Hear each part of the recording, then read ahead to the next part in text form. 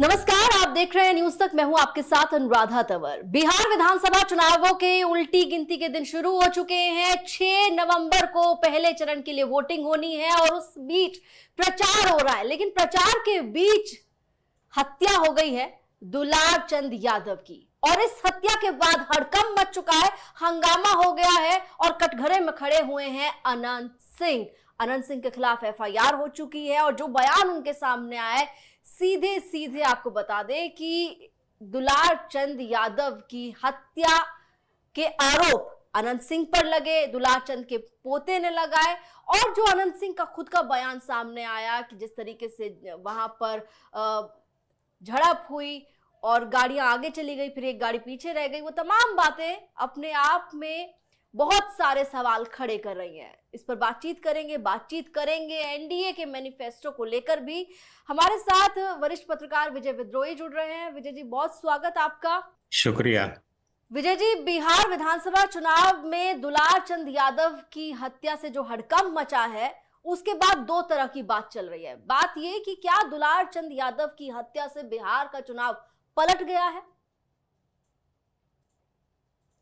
देखिए, पलटा नहीं पलटा ये तो कहा नहीं जा सकता, लेकिन एनडीए के लिए इससे बुरी खबर नहीं हो सकती थी जब पहले दौर के चुनाव में एक हफ्ता बाकी है। एक तरफ प्रधानमंत्री नरेंद्र मोदी से लेकर अमित शाह और तमाम लोग लालू राबड़ी के जंगल राज की बात कर रहे हैं, और ऐसे समय में दुलार चंद यादव की हत्या होना, मोकामा का छोटा सरकार बड़े सरकार जो अनंत सिंह कहलाते हैं, उन पर एफआईआर दर्ज होना, जनता दल यूनाइटेड के टिकट पर चुनाव लड़ रहे हैं, आप जानती हैं।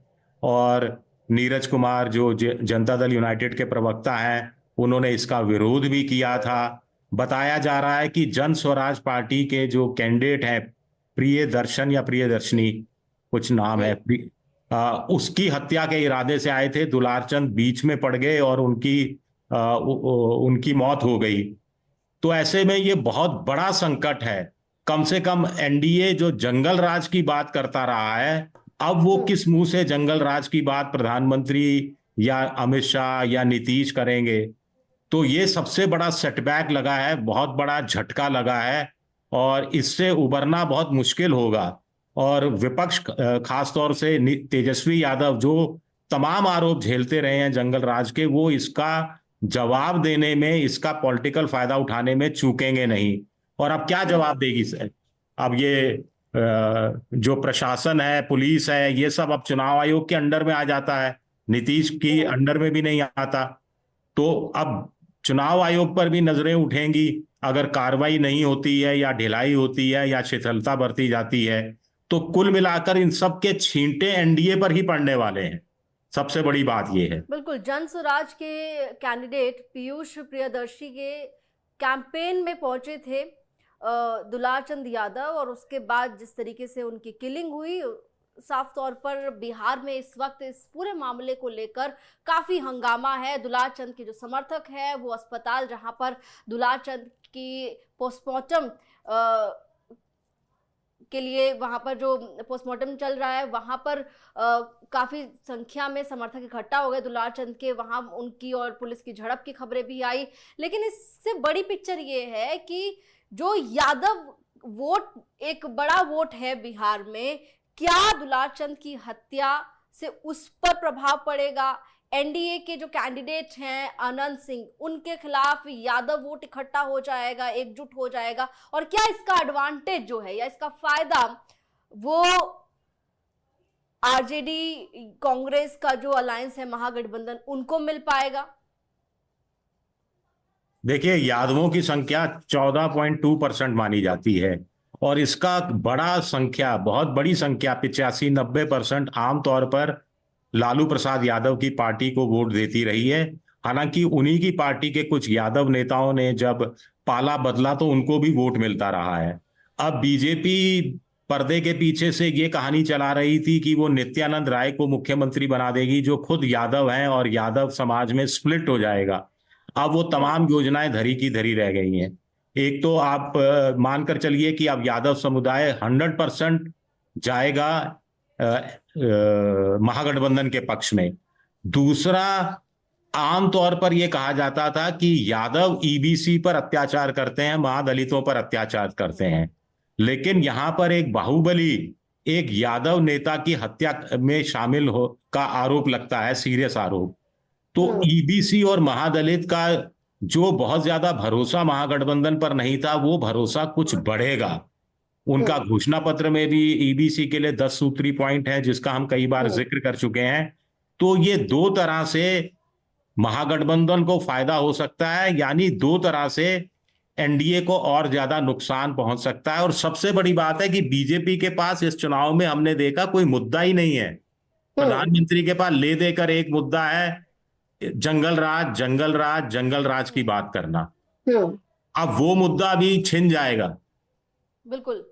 स्थिति में लॉ एंड ऑर्डर के मसले पर तो सीधे सीधे सरकार घिर रही है, प्रशासन घिर रहा है। और अनंत सिंह जो अक्सर अपने इंटरव्यूज को लेकर काफी वायरल होते हुए नजर आते थे, और जिनकी जो कहानियां हैं वो काफी सुनाई देती थी इंटरव्यूज के दौरान, किस तरह का माहौल वहां पर रहता था वो भी स्क्रीन पर नजर आता था।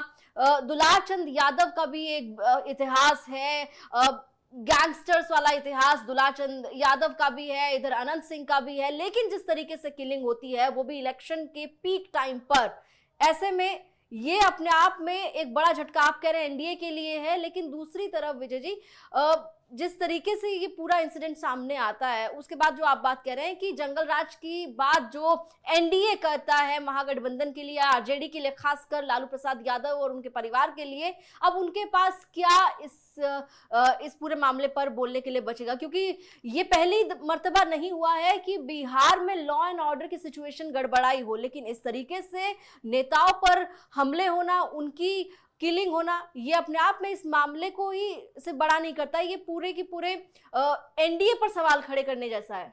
बिल्कुल आपने सही कहा। और फिर देखिए, टिकट इनको अपने ही नेताओं के विरोध के बावजूद नीतीश कुमार ने दिया था अनंत सिंह को। ये यहां मोकामा से कभी चुनाव हारे नहीं है। बीच में जब जेल में थे तो पत्नी को चुनाव लड़ाया था। उधर सूरजभान जो एक दूसरे बाहुबली हैं, उनकी पत्नी को आरजेडी ने टिकट दिया है।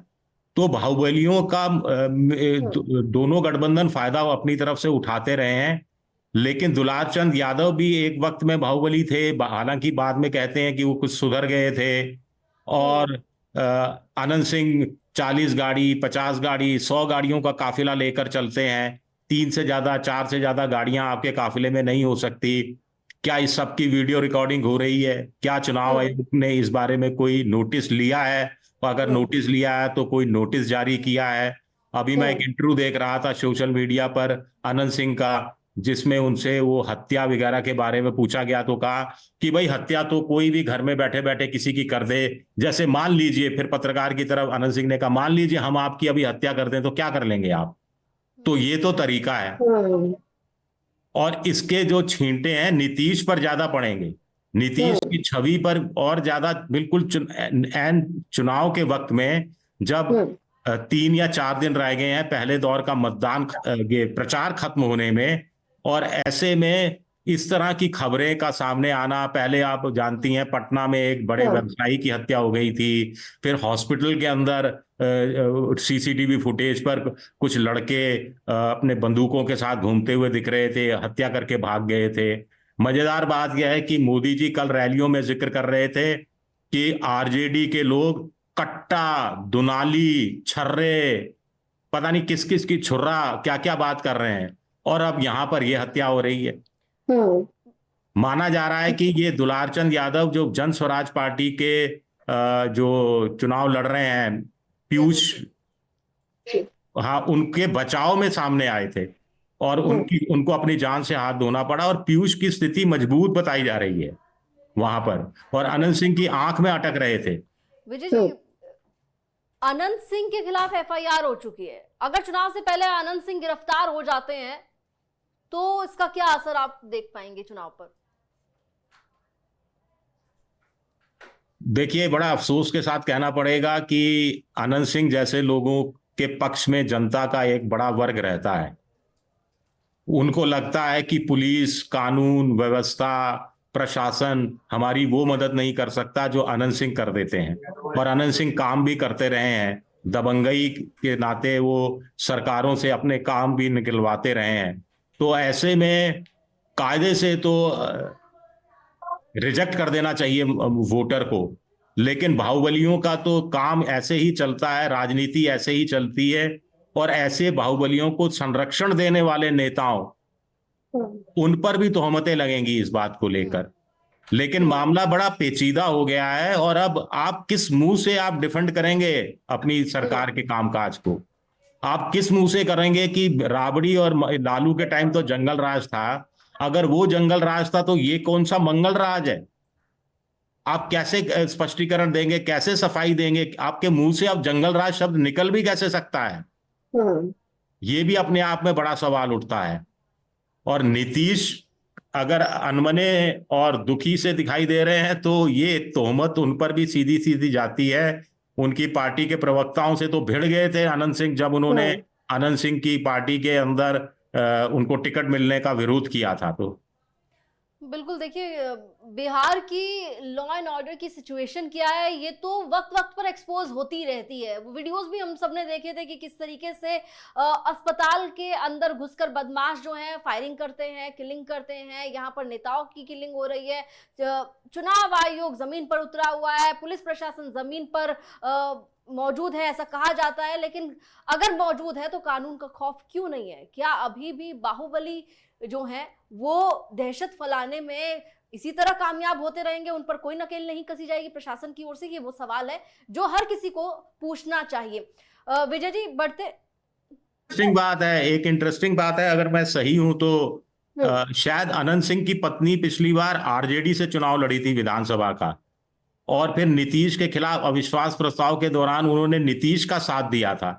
लेकिन आरजेडी ने कोई कार्रवाई उनकी पत्नी के खिलाफ नहीं की थी, और नीतीश का विश्वास अनंत सिंह ने दोबारा से जीत लिया था, और वो पार्टी में शामिल हो गए थे और टिकट पाने में कामयाब हो गए थे। राजनीति है, राजनीति में तो कुछ भी संभव है विजय जी, ये तो हम देखते रहते हैं। अक्सर कहते हैं क्रिकेट जो है वो अनिश्चितताओं का खेल है, लेकिन मुझे लगता है कि असली खेल जो है अनिश्चितताओं का वो तो राजनीति है।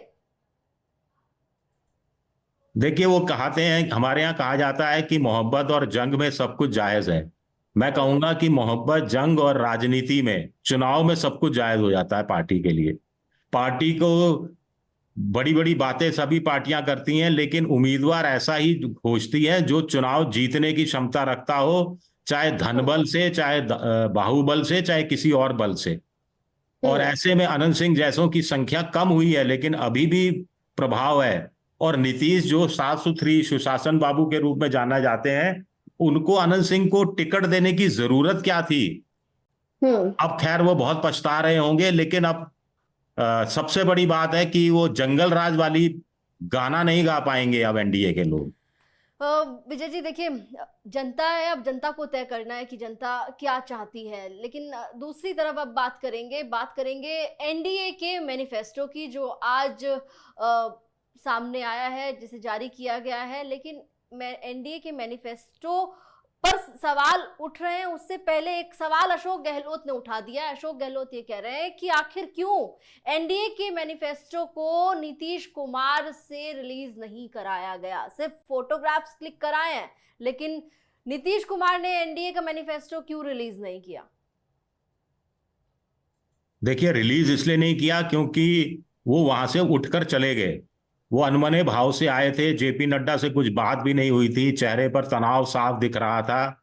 और उसके बाद वो मैनिफेस्टो जब सबने अपना, जो सारे नेता एक मंच पर थे, नीतीश थे, जेपी नड्डा थे, चिराग पासवान थे, जीतन मांझी थे, उपेंद्र कुशवाहा थे, सम्राट चौधरी थे, सब हाथ में इस तरह से मैनिफेस्टो लेकर दिखा रहे थे। फिर उसको जब रिबन खोलकर उसको दिखाना पड़ता है, उससे पहले ही 2 मिनट रुके, कुछ लोग तो कह रहे हैं 68 सेकंड रुके नीतीश, और अचानक उठकर चल दिए।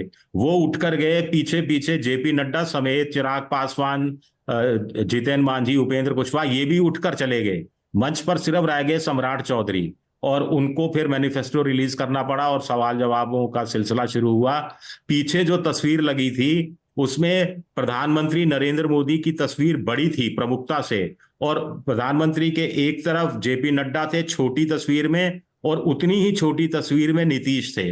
तो नीतीश को ये उम्मीद थी कि संकल्प पत्र के दौरान उनको मुख्यमंत्री का चेहरा शायद घोषित कर दिया जाए, लेकिन ऐसे कोई संकेत नहीं मिले। तो नीतीश फिर नाराज, अपनी नाराजगी साफ तौर पर नीतीश ने दिखा दी है। कल प्रधानमंत्री रैलियां कर रहे थे, उसमें मंच पर नीतीश मौजूद नहीं थे, लेकिन उनकी बराबर की तस्वीर थी। फिर अमित शाह ने एक जगह कह दिया कि रामलल्ला 500 साल टेंट में रहे, इसके लिए जिम्मेदार जदयू, जनता दल यू, समाजवादी पार्टी जैसी पार्टियां शामिल हैं। जदयू तो नीतीश की पार्टी है, अब ये स्लिप ऑफ द टंग है या क्या है? फिर एक जगह कुछ बताया जाता है कि सम्राट चौधरी के लिए कह दिया गया कि सम्राट चौधरी को आप जिता के लाओ, मैं मोदी जी से सिफारिश करूंगा, इनको प्रमोट कर दो। अब डिप्टी चीफ मिनिस्टर की प्रमोशन किस रूप में होती है? तो ये एनडीए में सब कुछ ठीक नहीं चल रहा है। आज की जो संकल्प पत्र की जो बात थी, उसके जरिए ये चीजें विजुअल्स के जरिए बिल्कुल सामने आ गई हैं। एनडीए का सब कुछ ठीक नहीं चल रहा है, और जिस तरीके से संकल्प पत्र की जब ऐलान हुआ, जब घोषणा पत्र जारी हुआ, उस दौरान की जो तस्वीरें हैं, उस दौरान नीतीश कुमार के कंडक्ट को देखते हुए आप क्या कहना चाह रहे हैं? क्या नीतीश कुमार सिर्फ नाराज हैं या नीतीश कुमार आगे का कुछ प्लान कर रहे हैं? देखिए, आगे की कुछ ना कुछ तो प्लानिंग चल ही रही है। लोग कहते हैं कि नीतीश और राबड़ी के घर भी आसपास हैं, और फोन पर भी लालू और नीतीश की बात होती रहती है। दोनों एक संकेत दे ही चुके हैं कि किसी राष्ट्रीय पार्टी को, खासतौर से बीजेपी को, वो मुख्य सत्ता में नहीं लाना चाहते, उनका मुख्यमंत्री दोनों नहीं चाहते। अब रिजल्ट आएगा 14 नवंबर को, और जिस ढंग से नंबर आएंगे, उस नंबर के हिसाब से नए तरीके से चीजें एडजस्ट होंगी। हालांकि कुछ पॉलिटिकल पंडितों का यह भी कहना है कि नीतीश को अब रुखसत कर देना हो जाना चाहिए। 20 साल हो गए मुख्यमंत्री बने हुए, अब उनको राजनीति छोड़ देनी चाहिए। और दूसरी तरफ कुछ लोग कह रहे हैं कि तेजस्वी यादव को भी नीतीश की ऐसी क्या जरूरत पड़ जानी चाहिए। एक वर्ग ये कह रहा है कि बीजेपी ने प्लान भी सोच कर रखा होगा कि अगर नीतीश को मुख्यमंत्री नहीं बनाया गया और नीतीश ने पलटी मारने की कोशिश की, तो उनकी पार्टी में तोड़फोड़ करवा दी जाए, जैसे कि एनसीपी तोड़ी गई, जैसे शिवसेना तोड़ी गई। ऐसा भी प्लान भी बीजेपी ने हर बिल्कुल 100% सोच रखा। नीतीश कर चलता हूं, मतलब नीतीश की नाक के नीचे बहुत कुछ हो रहा है उन्हीं की पार्टी में। अभी उनकी पार्टी में अब नेताओं के नाम क्या ले, सबको पता है। जो मोदी सरकार का समर्थन करते हैं, मोदी जी बीजेपी का समर्थन करते हैं, सबको पता है। अब राज्यसभा में उन्हीं के सांसद हैं हरिवंश, जो उपसभापति हैं, सबको पता है उनकी भूमिका, कोई नाम लेने की जरूरत ही नहीं है। सबको पता है कि 12 सांसदों में कम से कम 8 सांसद तो ऐसे हैं जो नीतीश के साथ नहीं होंगे, और विधायकों में से भी जो चुनकर आएंगे, उसमें बीजेपी के लिए ये तोड़फोड़ का खेल और ऑपरेशन लोटस कोई नया काम तो है नहीं। महारत हासिल है, पीएचडी कर रखी है इन लोगों ने। तो नीतीश के नेताओं की करीबी बीजेपी के साथ बढ़ना, क्या इसका मतलब ये है कि वो नीतीश से दूर हो रहे हैं, और इतने दूर हो जाएंगे कि तोड़फोड़ तक की अगर नौबत आती है तो वो नीतीश का साथ छोड़ देंगे? वो नंबर गेम पे डिपेंड करता है। सब कुछ 14 नवंबर की दोपहर 12-1 बजे तक पता लगेगा कि आखिर किसकी सरकार बनेगी। एक तो ये पता लगेगा, एनडीए या महागठबंधन। और अगर एनडीए की, महागठबंधन की सरकार बन रही है तो खत्म झगड़ा, कोई सवाल ही नहीं उठता कोई कुछ नई चीजें हो जाएं। और अगर एनडीए की सरकार बन रही है तो फिर देखना पड़ेगा कि एनडीए की सरकार क्या बिना नीतीश के बन रही है, बीजेपी के संख्या कितनी है, पासवान की संख्या कितनी है, नीतीश की विधायकों की संख्या बीजेपी से कितनी कम है या कितनी ज्यादा है, उस हिसाब से चीजें तय होंगी। तब इस पर मैं एक और सवाल लूंगी, लेकिन उससे पहले जो आज एनडीए का संकल्प पत्र आया, उसमें एक जो बड़ी घोषणा है जिसकी बहुत ज्यादा चर्चा हो रही है, वो ये कि 1 करोड़ नौकरियों का वायदा कर दिया गया है बिहार के लिए। ये विजय जी, आपको लगता है कि ये जो प्रॉमिस है, वायदा है, ये जो तेजस्वी यादव ने प्रॉमिस किया कि हर घर में एक सरकारी नौकरी देंगे, उस प्रॉमिस की काट है ये? 100% काट तो नहीं है उसको। पहले तो वोट चोरी के आरोप लगते रहे, अब ये घोषणा चोरी के भी आरोप कहीं ना लगने शुरू हो जाएं। उससे प्रेरित है। कुल मिलाकर बीजेपी, एनडीए, नीतीश कुमार पहले महिला वोटरों पर ज्यादा कंसंट्रेट कर रहे थे और तेजस्वी यादव ने युवा वोटरों पर ज्यादा कंसंट्रेट किया। नौकरी, बेरोजगारी, प्रशांत किशोर भी यही काम कर रहे हैं। तो अब लगता है कि भूल सुधार हुई है बीजेपी की तरफ से, कोर्स करेक्शन हुआ है। और ये देखिए, तेजस्वी तो 2.5 करोड़, करीब 2.25 करोड़ परिवारों में से, जिन परिवारों के पास सरकारी नौकरी नहीं है उनमें से सरकारी नौकरी का वादा कर रहे हैं। इनका जो संकल्प पत्र है वो 1 करोड़ रोजगार के अवसर सृजन करने की बात कर रहा है। उसमें सरकारी नौकरी नहीं है, उसमें प्राइवेट नौकरी, एग्रीकल्चर सेक्टर में नौकरी, कुछ और सेक्टर में नौकरी, सब मिलाकर इस तरह की बात कही गई है। गेम चेंजर साबित हो सकता है एनडीए के लिए ये प्रॉमिस जो किया गया है कि 1 करोड़ नौकरियां देंगे। अब कितने गेम चेंजर होंगे? जीविका दीदी भी गेम चेंजर था एनडीए के लिए। फिर 2.5 करोड़, 3.25 करोड़ नौकरी गेम चेंजर बताया गया महागठबंधन के लिए। फिर एनडीए अब 1 करोड़ नौकरी के मौके को गेम चेंजर। फिर इस बीच जीविका दीदियों को लेकर कुछ तेजस्वी की तरफ से ऐलान। तो मुझे लगता है कि जो वोटर है वो वोट देने से पहले कहीं एक क्या कहते हैं, तराजू लेकर बैठेगा कि इस तरफ इनकी योजनाएं, इस तरफ इनकी योजनाएं, पलड़ा किसका भारी है उसके हिसाब से शायद तय करेगा। बिल्कुल। तो ये जो मैनिफेस्टो है, जो घोषणा पत्र जारी किया गया है, संकल्प पत्र जो जारी किया गया है एनडीए की ओर से, उसमें बहुत सारे ऐलान हैं, बहुत सारे वायदे हैं। अब इन वायदों का कितना असर जनता पर होगा ये तो नतीजे बताएंगे। लेकिन विजय जी, एक जो सवाल मेरा रह गया था वो ये कि बात हम लगातार महागठबंधन और एनडीए की कर रहे हैं, उनके घोषणा पत्रों की कर रहे हैं, उनके संकल्प पत्र, विजन डॉक्यूमेंट, तमाम चीजों की कर रहे हैं। लेकिन इस बीच में जो एक चर्चा का विषय लगातार बने हुए हैं वो है प्रशांत किशोर। प्रशांत किशोर को आप अभी फिलहाल के हालातों को देखते हुए किस भूमिका में देख रहे हैं? क्योंकि लगातार उनके नाम को लेकर बहुत चर्चा है। आए दिन जो उनके इंटरव्यूज हो रहे हैं उसमें जो उनके बयान है वो उनकी वजह से भी सुर्खियों में है। नीतीश पर सीधे हमले करते हैं, गृह मंत्री अमित शाह पर हमले करते हैं, सरकार पर, जो केंद्र की सरकार है, जो बिहार की सरकार है, उसको घेरते हैं। इस वक्त प्रशांत किशोर आपको किस रोल में नजर आ रहे हैं? देखिए, प्रशांत किशोर आज तो बड़े आक्रामक मूड में दिखाई दे रहे हैं, क्योंकि उनके एक उम्मीदवार की हत्या की योजना थी, पीयूष के, और दुलार चंद यादव को खामियाजा उसका उठाना पड़ा। तो वो कानून व्यवस्था को लेकर बरस रहे हैं। दूसरा, मोटे तौर पर जो फील्ड से रिपोर्टिंग आ रही है, कुछ लोग कह रहे हैं कि 2 से 2.5 दर्जन सीटें, यानी 24-25 से लेकर 30 सीटों पर उनके उम्मीदवार मजबूती से चुनाव मैदान में खड़े हुए हैं। कुछ लोग कहते हैं कि डबल डिजिट में वोट परसेंटेज पहुंच गया, और डबल डिजिट में अगर सीटें पहुंच गई तो प्रशांत किशोर के लिए बहुत बड़ी कामयाबी होगी। लेकिन अब दिक्कत की बात यह है कि एक तरफ तो चुनाव बाइपोलर होता जा रहा है पूरी तरह से। अब जो एनडीए से, ये एक मेरी सामान्य बुद्धि है, ये जो कहती है अगर एनडीए से नाराज लोग बदलाव चाहते हैं तो वो बदलाव के लिए विकल्प तेजस्वी प्लस को देखेंगे या प्रशांत किशोर को देखेंगे। दोनों को कैसे देख सकते हैं? दोनों में से किसी एक को, विकल्प को वो चुनना पड़ेगा। तो ऐसे में प्रशांत किशोर कहीं ना कहीं अच्छा काम, अच्छा माहौल, अच्छे मुद्दे, अच्छे कैंडिडेट, इस सब के बावजूद वो जो राजनीति का जो या चुनावी तंत्र ऐसा बना हुआ है उसमें मुझे लगता है कि शायद उलझ कर रह जाएं।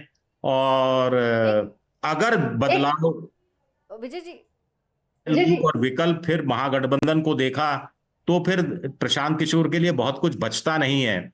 लेकिन अगर एनडीए विरोधी वोटरों का बिखराव होता है, या एनडीए प्रशांत किशोर के कुछ उम्मीदवार अपनी खुद की पॉपुलैरिटी के आधार पर जीत कर आते हैं, और इनकी संख्या मान लीजिए अगर 15-20 हो गई, तो फिर तो त्रिशंकु विधानसभा तक की स्थिति आ सकती है, और प्रशांत किशोर किंग मेकर की भूमिका में भी हमें दिखाई दे सकते हैं।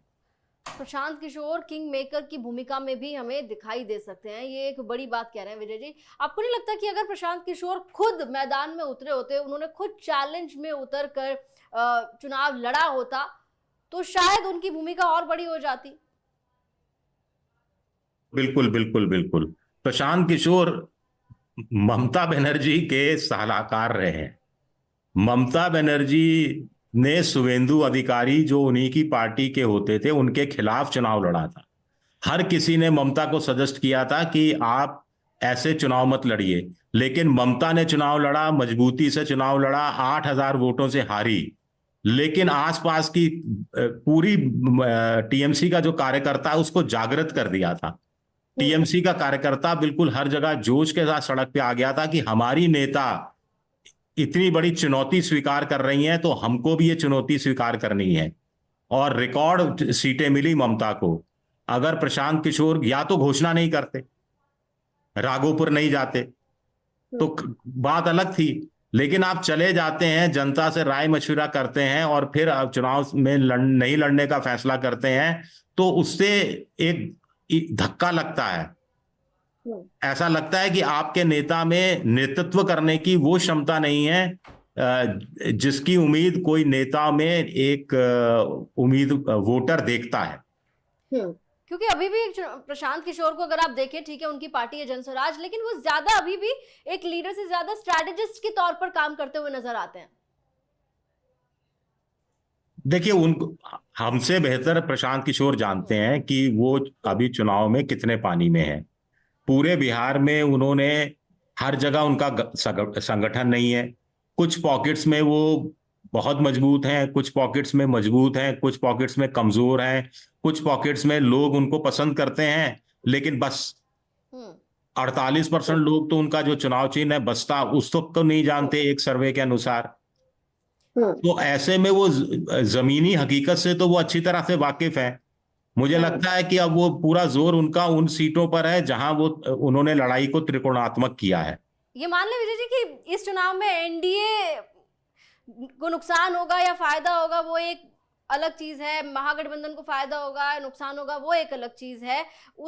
उन दोनों के बारे में अभी भी कुछ प्रिडिक्ट नहीं किया जा रहा है। सब आकलन कर रहे हैं, लेकिन भविष्यवाणी से थोड़ा सा परहेज भी कर रहे हैं। लेकिन एक बात जो कॉन्स्टेंटली हम सुन रहे हैं वो ये कि इस चुनाव में प्रशांत किशोर के पास सिर्फ पाने के लिए, हाँ, प्रशांत किशोर के पास होने के लिए कुछ नहीं है। जो कुछ है पाना ही पाना है, और उस जो भी पाएंगे उसको एक धरोहर समझकर सहेज कर रखना है, और उसके आधार पर 2030 के चुनाव की तैयारी अभी से कर देनी है। चलिए देखिए प्रशांत किशोर क्या पाएंगे ये भी 14 तारीख को, 14 नवंबर को सामने आएगा जब नतीजे सामने आएंगे। अब तो जनता जनार्दन है, जनता तय करेगी बिहार की कि इस बार सीएम की कुर्सी पर किसे बिठाना है। एनडीए की तरफ से तो अभी तक हालांकि अनाउंस नहीं किया गया है। बार बार ये जरूर कहा जा रहा है कि नीतीश के नेतृत्व में चुनाव लड़ा जा रहा है, लेकिन क्या नीतीश ही मुख्यमंत्री के उम्मीदवार भी होंगे एनडीए के, ये अभी तक तय नहीं है। उधर तेजस्वी को जरूर महागठबंधन ने अपना सीएम कैंडिडेट अनाउंस कर दिया। तो बहुत कुछ है जो इस बिहार के चुनाव में सामने निकल कर आएगा जब नतीजे घोषित होंगे। विजय जी बहुत शुक्रिया बातचीत के लिए, हमारे साथ जुड़ने के लिए धन्यवाद।